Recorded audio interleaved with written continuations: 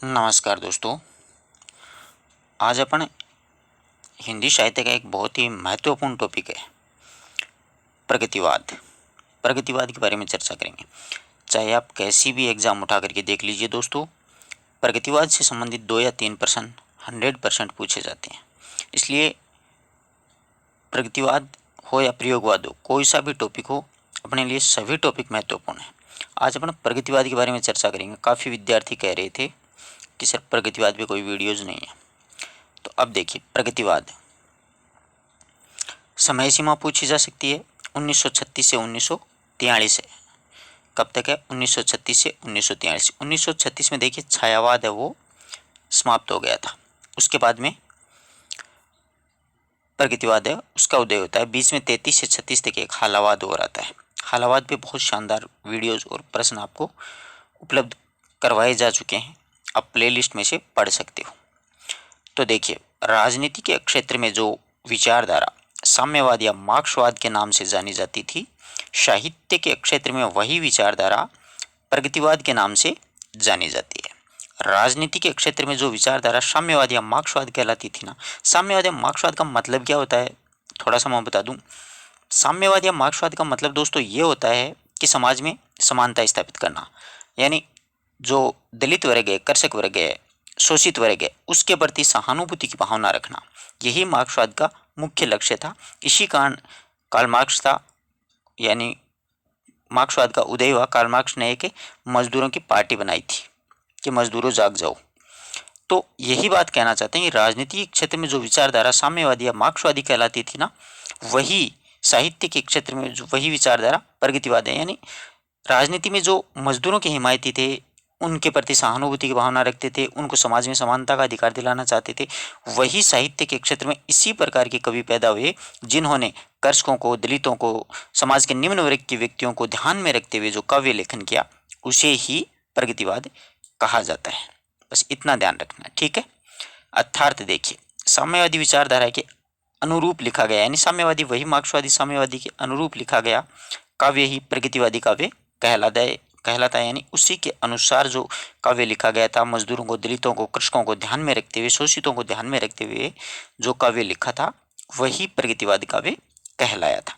आपसे किसी भी कवि की रचना उठा कर देख लीजिए, चाहे नागार्जुन हो, रामविलास शर्मा हो, केदारनाथ सिंह हो और त्रिलोचन हो, ये मुख्य मुख्य कवि हैं इसके प्रगतिवाद के। नागार्जुन तो अपने हिंदी साहित्य में प्रगतिवाद के प्रवर्तक माने जाते हैं। एक बात और देखो, नीचे लिखा भी है, मार्क्सवाद के प्रवर्तक कार्ल मार्क्स हैं। मार्क्सवाद के प्रवर्तक कौन है? कार्ल मार्क्स हैं। प्रगतिवाद का आदि प्रवर्तक भी कार्ल मार्क्स को ही माना जाता है। ये ध्यान में रखना। कभी भी अगर परीक्षा में प्रश्न पूछा जा सकता है कि प्रगतिवाद का आदि प्रवर्तक कौन है, अपन क्या करते हैं, नागार्जुन, पहला ऑप्शन आपको नागार्जुन ही मिलेगा। अपन नागार्जुन करेंगे क्योंकि नागार्जुन है वो प्रतिनिधि कवि है हिंदी साहित्य जगत में। जो प्रगतिवादी काव्य है उसका प्रतिनिधि कवि, यानी सलाह का पुरुष या कह सकते हैं अपन, वो हैं, प्रतिनिधित्व यही करते हैं। जबकि आदि प्रवर्तक की अगर चर्चा की जाएगी तो वहां पर कार्ल मार्क्स का ही नाम आएगा। ध्यान रखना, प्रगतिवाद का आदि प्रवर्तक कार्ल मार्क्स ही माने जाएंगे। इस बात को अच्छे से ध्यान रखना, ये पूछा जा सकता है प्रश्न हिंदी साहित्य में। आगे देखिए, हिंदी प्रगतिवादी काव्य के प्रतिनिधि कवि नागार्जुन है। अपन ने पीछे चर्चा की है, हिंदी प्रगतिवादी काव्य के प्रतिनिधि कवि कौन है? नागार्जुन है। जबकि प्रगतिवादी काव्य के आदि प्रवर्तक अगर किसी ने पूछ लिया तो वहां पर कार्ल मार्क्स का नाम ही याद रखना पड़ेगा, ठीक है ना। आशा करता हूं यहां तक कि आपको बात समझ में आ गई। अगर किसी प्रकार की कोई भी बात समझ में नहीं है तो आप कमेंट बॉक्स में जरूर लिखिएगा। आ देखो, प्रगतिवाद की परिभाषा के रूप में देखते हैं। सामान्यतः ये कहा जा सकता है कि मजदूर वर्ग, दलित वर्ग, कृषक वर्ग, अपने पीछे चर्चा किए शोषक वर्ग आदि को दृष्टि में रख करके लिखा गया साहित्य ही प्रगतिवादी काव्य कहा जा सकता है, ठीक है। ध्यान में आ गई बात। सामान्यतः मजदूर वर्ग को ध्यान में रखेंगे, दलित वर्ग को, कृषक वर्ग को, शोषक वर्ग को दृष्टि में रख करके जो काव्य लिखा गया था, वही काव्य क्या कहलाएगा? प्रगतिवादी काव्य कहलाएगा, ठीक है। नेक्स्ट देखिए, विश्व स्तर पर चर्चा करते हैं प्रगतिवाद की। अंतर्राष्ट्रीय स्तर पर सर्वप्रथम हेनरी बारबूज नामक एक विद्वान थे। उनके प्रयासों से सबसे पहले 1935 में फ्रांस की राजधानी है पेरिस, वहां पर संसार भर के सारे प्रगतिशील लेखकों को संगठित करने का प्रयास किया था। पूछा जा सकता है कि विश्व स्तर पर अगर देखा जाए तो सबसे पहले प्रगतिशील लेखकों को संगठित करने का कार्य किसने किया? तो हेनरी बारबूज के द्वारा। कहाँ पर किया गया था? पेरिस, फ्रांस की राजधानी पेरिस में किया गया था। कब किया गया था? 1935 में किया गया था। ये तीनों बातें महत्वपूर्ण हैं। किसने किया? हेनरी बारबूज ने। कहाँ पर किया? पेरिस में किया। कब किया? 1935 में किया। प्रगतिशील लेखकों को कहाँ का कि उन्होंने संगठन बनाया था, उसका उन्होंने प्रयास किया। सबसे पहले 1935 में पेरिस में ही, फ्रांस की राजधानी पेरिस में ही E.M. फॉरेस्टर की अध्यक्षता में, ये मुख्य अंग्रेजी विद्वान है, ये अंग्रेजी साहित्य के विद्वान है, E.M. फॉरेस्टर की अध्यक्षता में प्रोग्रेसिव राइटर एसोसिएशन, प्रगतिशील लेखक संघ, यही इसका हिंदी अनुवाद होता है, प्रोग्रेसिव राइटर एसोसिएशन अंतर्राष्ट्रीय एक संस्था का प्रथम अधिवेशन आयोजित किया था। पूछा जा सकता है सर्वप्रथम प्रगतिशील लेखक संघ का प्रथम अधिवेशन है प्रोग्रेसिव राइटर एसोसिएशन का प्रथम अधिवेशन 1935 में हुआ था। कहाँ पर हुआ था? पेरिस में। अध्यक्ष कौन थे? E.M. फॉरेस्टर। अच्छे प्रश्न है, नेट JRF के लाइक ऐसे ही प्रश्न है। DSSB में एक बार पूछा भी गया था कि प्रोग्रेसिव राइटर एसोसिएशन का प्रथम अधिवेशन कब हुआ? 1935 में हुआ, ध्यान रखिएगा। परंतु भारतीय विचार, इनमें से कुछ भारत के विद्वान थे। देखो, भारतीय विचारकों में मुल्कराज आनंद थे और एक सज्जाद जहीर, दो विद्वान थे। उन्होंने लंदन में 1935 में भारतीय प्रगतिशील लेखक संघ की स्थापना कर दी थी। उन्होंने भारतीय प्रगतिशील लेखक संघ की स्थापना कर दी थी लंदन में, मुल्कराज आनंद और सज्जाद जहीर। अपने लिए साहित्य की दृष्टि से ये दोनों महत्वपूर्ण हैं। भारतीय विचारक थे मुल्कराज आनंद और सज्जाद जहीर। उन्होंने लंदन में 1935 में भारतीय प्रगतिशील लेखक संघ की स्थापना कर दी थी। पूछा जाता है कई बार कि भारतीय प्रगतिशील लेखक संघ की स्थापना कब हुई? तो 1935 में। कहाँ पर हुई? लंदन में। कभी ध्यान में रखना, ये अगर प्रश्न आ गया तो पहला ऑप्शन आपको लखनऊ मिलेगा, क्योंकि लखनऊ में प्रथम अधिवेशन हुआ था, न कि इस संघ की स्थापना। इस संघ की स्थापना, प्रगतिशील लेखक संघ की स्थापना तो लंदन में 1935 में हो चुकी थी। इसका प्रथम अधिवेशन जो है वो 1936 में हुआ था, लखनऊ में, प्रेमचंद जी की अध्यक्षता में। बहुत अच्छा प्रश्न है, बहुत बार पूछा जाता है कि प्रगतिशील लेखक संघ का प्रथम अधिवेशन कहाँ हुआ? लखनऊ में। कब हुआ? 1936 में। अध्यक्ष कौन थे? मुंशी प्रेमचंद। मुंशी प्रेमचंद जी ने उस अधिवेशन के प्रथम अध्यक्ष थे। तो उस संभाषण में एक बात कही थी कि साहित्य मनोरंजन की वस्तु नहीं है, उसका लक्ष्य समाज का हित होना चाहिए। कि साहित्य को मनोरंजन की वस्तु नहीं मान करके उसका लक्ष्य समाज की भलाई में होना चाहिए, उसका हित में होना चाहिए। दूसरा अधिवेशन 1938 में हुआ था और अध्यक्ष कौन थे? रविंद्रनाथ टैगोर। और तीसरे के जवाहरलाल नेहरू। ध्यान रखिएगा इस बात को भी।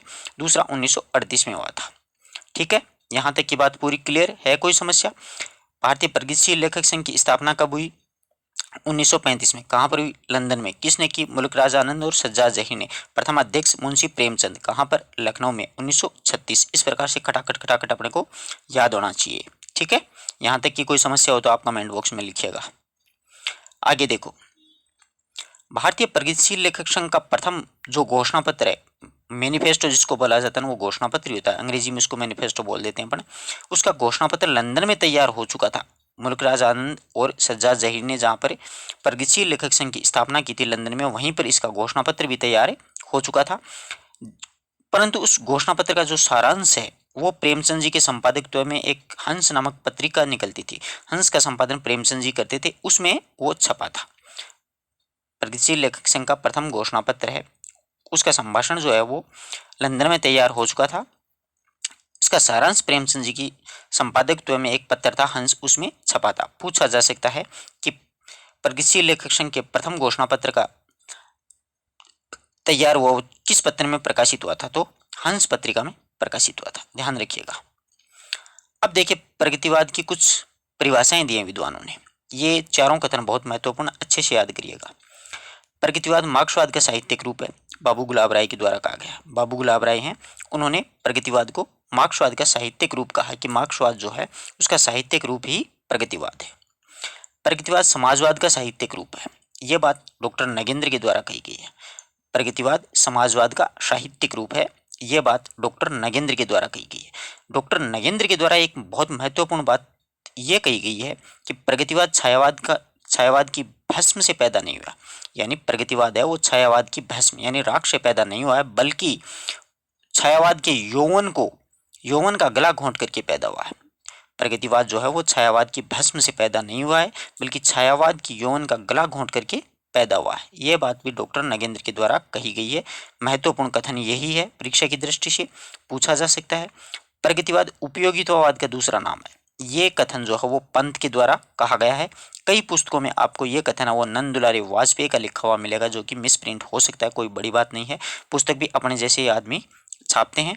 इसमें देखिए लेखक की गलती नहीं होती। आप इतने ज़्यादा उत्सुक हो जाते हैं, कई विद्यार्थी मेरे पास फ़ोन कॉल मैसेजेस आते हैं कि सर इस किताब में ये छाप दिया वो छाप दिया। अरे लेखक कोई गलत नहीं छापना चाहता है, कौन अपनी बेइज्जती कराएगा। अब मुझे देख लीजिए, मैं आपको गलत पढ़ाऊंगा, कोई मेरी पर्सनैलिटी बनेगी क्या उसमें। अगर आपको अच्छा मैटर उपलब्ध कराऊंगा तो आप 2 शब्द तारीफ के रूप में बोल दोगे, वरना गलत पढ़ाऊंगा तो आप मुझे गाली तो दोगे और क्या दोगे। तो लेखक कोई अपने आप की बेइज्जती करवाना पसंद करता है क्या? आप भी करते हो क्या? आप कभी नहीं होता है। वो क्या होता है कि जो कंप्यूटर पे काम करते हैं ना, उन लोगों के लिखने में कुछ प्रॉब्लम हो जाती है। इस वजह से कुछ शब्द भी जो कीबोर्ड होता है उसमें नहीं होते हैं, इस कारण गलती हो जाती है। कोई बड़ी बात नहीं है, मिस प्रिंट हो जाता है। इसलिए कभी ऐसे मतलब हो अल्लाह मत किया करो किसी पुस्तक के बारे में। पुस्तकें सारी अच्छी हैं, बस अपना पढ़ने का नजरिया अच्छा होना चाहिए। तो देखिए प्रगतिवाद उपयोगितावाद का दूसरा नाम है, यह बात है पंत के द्वारा कही गई थी। ध्यान रखिएगा, नंदुलारी वाजपेयी की जरा काट करके आप पंत कर लीजिएगा, कोई बड़ी बात नहीं, हो जाती हैं गलतियां। आगे देखिए, अब प्रथम रचना की चर्चा करते हैं। पूछा जा सकता है परीक्षा में। पहले तो पत्र की चर्चा कर, पंत के द्वारा संपादित रूपाप जो पत्र है वो प्रगतिशील विचारधारा का पत्र माना जाता है। अच्छा प्रश्न बनता है कि प्रगतिशील विचारधारा का प्रमुख पत्र कौन सा है, तो पंत के द्वारा एक प्रकाशित पत्र था रूपाप, वो 1938 में प्रकाशित हुआ था। ध्यान में रखिएगा, पंत के द्वारा 1938 में रूपाप का संपादन किया गया था। तो रूपाप को प्रगतिशील विचारधारा का प्रथम पत्र माना जाता है। ठीक है। दूसरा, डॉक्टर बच्चन सिंह है, उन्होंने पंत की एक लिखी हुई रचना है युगवाणी, उस युगवाणी को प्रथम प्रगतिवादी रचना माना है। वो खड़ी बोली की प्रथम प्रगतिवादी रचना है। ये ध्यान में रखना, युगवाणी जो है वो प्रथम खड़ी बोली की प्रथम रचना मानी जाती है प्रगतिवाद की। जबकि ब्रज भाषा के अनुसार या कालक्रम के अनुसार अगर देखे जाएगा ना, तो डॉक्टर गणपति चंद्र गुप्त ने रामेश्वर करुण की रचना है करुण सतसई, रामेश्वर करुण की रचना है करुण सतसई, वो ब्रज भाषा में लिखी है। परंतु क्रमानुसार अगर देखा जाए तो प्रथम रचना है वो करुण सतसई ही माना जाता है। प्रश्न यूं पूछा जाएगा कि कालक्रम के अनुसार देखा जाए तो प्रथम रचना कौन सी है, तो ध्यान रखना रामेश्वर करुण की है। रामेश्वर करुण की करुण सतसई जो रचना है वो ब्रज भाषा में लिखित है, वो कालक्रमानुसार प्रथम रचना प्रगतिवाद की मानी जाती है।